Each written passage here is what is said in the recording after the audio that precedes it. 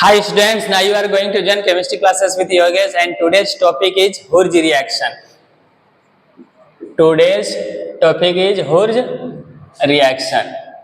ठीक है, ये जो रिएक्शन है ये क्लास 11 में भी क्लास 12 में भी, ये रिएक्शन दोनों क्लास में है, 11 में भी और क्लास 12 में भी। ठीक है, यानी जो साइंस रखे हैं उसमें आपको मिलेगा। तो हुर्ज रिएक्शन क्या है? Is very important reaction, is very important reaction. तो देखिए इसमें क्या क्या जानना है। इसमें जो हम लोग मेटल यूज करते हैं वो मेटल होता है सोडियम। क्या होता है इसमें? सोडियम। क्या यूज करते हैं हम लोग?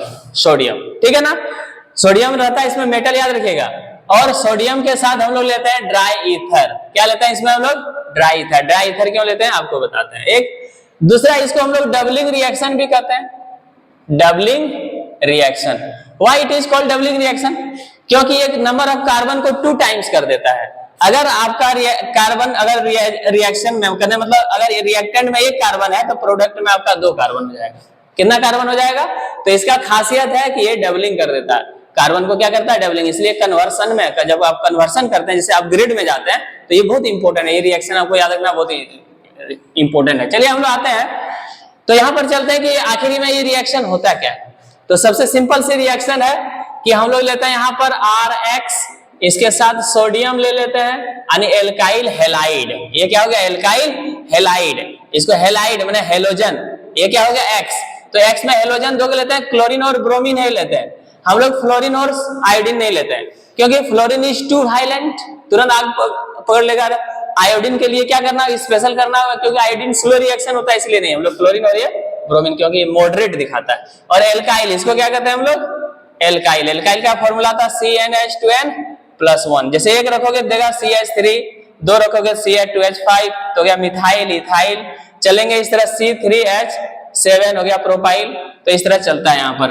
तो जैसे रिएक्ट कराएंगे तो ये रिएक्शन क्या देगा? डबल हो जाएगा और देगा NaX। क्या देगा? NaX। ठीक है, डबल देगा। तो इसलिए जब डबलिंग हो गया तो बैलेंस करना होगा। तो इधर 2 ठो आ रहे हैं, यहाँ दे दिए 2 ठो, लेकिन X कितना हो गया? 2 ठो, यहाँ दे दिए 2 ठो। जब उधर सोडियम क्या हो गया? 2 को, इसलिए यहाँ 2 दे दिए। तो यहाँ पर रिएक्शन कराने के लिए यहाँ लेना होगा ड्राई ईथर। क्या लेना होगा? Dry ether. Why dry ether? Why dry ether used? तो ड्राई ईथर इसलिए यूज करते हैं क्योंकि जो सोडियम है ये हाईली रिएक्टिव है। जैसे आप क्लास 10 में पढ़े होंगे कि सोडियम जो है सो इन ओपन एयर में कैचेस फायर, आग पकड़ लेता है, इसलिए इसको केरोसिन ऑयल के अंदर रखते हैं। तो इसलिए यहाँ ये बहुत रिएक्टिव है। तो जिस इन्वायरमेंट में रिएक्शन होगा, जिस इन्वायरमेंट में होगा, वहां ड्राई ईथर दे देंगे। वहां क्या दे देंगे? चारों तरफ ड्राई ईथर, ताकि यहाँ पर जो वाटर का मॉइस्चर है, वाटर का मॉइस्चर क्या करेगा? वो ड्राई ईथर एब्जॉर्ब कर लेगा, ताकि वाटर नहीं रहेगा। नहीं तो सोडियम पहले किससे रिएक्ट कर लेगा? पहले वाटर से रिएक्ट करेगा, तब जाके इससे रिएक्ट करेगा। तो इसलिए वो सोडियम वाटर से रिएक्ट नहीं, वाटर मॉइस्चर से रिएक्ट नहीं कर ले, इसलिए हम लोग देते हैं ईथर। ठीक है ना, तो ईथर का यूज इसलिए होता है। तो चलिए ये रिएक्शन हो गया। इसी को अगर हम इन शॉर्ट जो आपको कन्वर्सन में काम देता है, डायरेक्ट लिखिए RX, यहां दीजिए लाइन, यहां दीजिए सोडियम और यहां दीजिए स्लैश, लिखिए ड्राई ईथर। क्या लिखेगा? Dry ether. और कार्बन को डबल कर देगा RR, कार्बन को डबल कर देगा RR। चलिए एक एग्जांपल से समझते हैं। यहां लेते हैं CH3 और यहां लेते हैं Cl, और यहां सोडियम लिख देते हैं, और यहां क्या लिखते हैं? Dry ether.